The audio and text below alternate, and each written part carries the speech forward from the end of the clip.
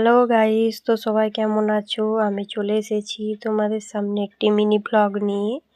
তো আমি আজকে দেখাবো তোমাদেরকে যে আজকে কি রান্না করলাম, এটা ভিডিওর মাধ্যমে তোমাদেরকে দেখাতে চাই। তো আমি এখানে কিছুটা দুধ ছানা কাটিয়ে নিয়েছি পনির তৈরি করবো বলে। তো পনির তৈরিও করে নিয়েছি। তো এরপর রেখে দেবো ফ্রিজে আধ ঘন্টার জন্য। পনির পোস্ত করবো তাই। তো ফ্রিজে রেখেছিলাম পনির পোস্ত। এখানে করেছি একটা নবরত্ন তরকারি। তো তারপর করেছি পটল আলু মাছের ঝোল, চিংড়ি আলু পোস্ত। এখানে চিংড়ি আলু পোস্ত করেছি।